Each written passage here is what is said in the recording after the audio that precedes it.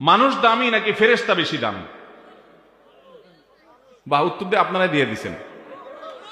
মানুষ বেশি দামি না ফেরেশতা বেশি দামি? মানুষ, সবাই একমত। তাহলে আপনারা সবাই জিবরিলের চেয়ে বেশি দামি?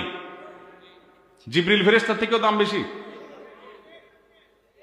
এবার তো কবি নীরব হয়ে গেছে। এতক্ষণ তো উত্তর দিচ্ছেন।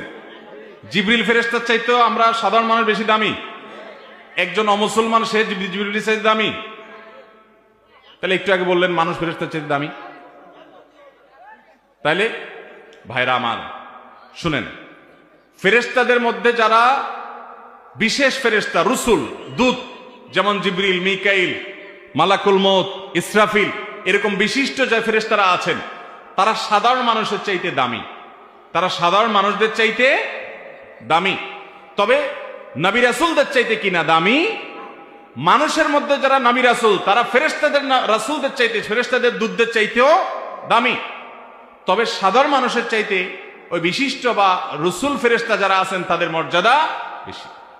আর সাধারণ ইমানদার যারা তাদের মর্যাদা সাধারণ ফেরেশতাদের চাইতে বেশি। সাধারণ ইমানদার যারা তাদের মর্যাদা সাধারণ ফেরেশতাদের চাইতে বেশি। তাহলে ঢালাও ভাবে বলা যাবে না যে মানুষের মর্যাদা ফেরেশতাদের বেশি। তাহলে মানুষ তো অমুসলমান, যে বেঈমান, যে কাফের, যে ওইটাও তো মানুষ, তাহলে সে কি ফেরেশতাদের চাইতে বেশি দামি? বিধায় এভাবে ঢালাও ভাবে বলা যাবে না। অজুর পরে পায়ে পানি দিতে হয়, কিন্তু আমার পায়ে পানি দেওয়া নিষেধ, আমি কি করব? অজুতে পানি দিতে হয়, অজুর পরে না। অজুর সর্বশেষ কাজ পানি, পাও ধোয়া পানি দিয়ে।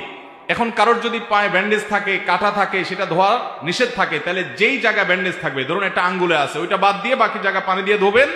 আর ওই বেজাটার উপরে, এই ব্যান্ডেজটার উপরে বা কাটা জায়গার উপরে ভিজা হাত আলতো করে একটু শুধু মুছে নিবেন, বাস অজু হয়ে যাবে।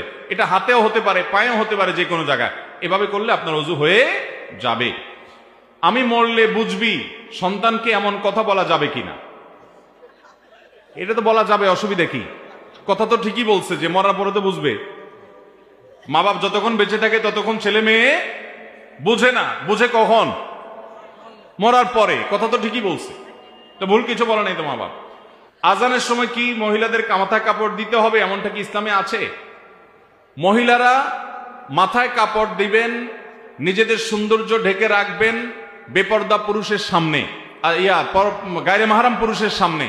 গায়রে মাহরাম পুরুষের সামনে যখন যাবেন, ওয়ালা ইউবদিনা যিনাতাহুন্না, তখন তাদের সৌন্দর্যকে তারা ঢেকে ঢুকে রাখবেন, প্রকাশ করবেন না। আজান দিলে তখন মাথা ঢাকতে হবে, এমন কোন কথা কোরআন হাদিসে কোথাও।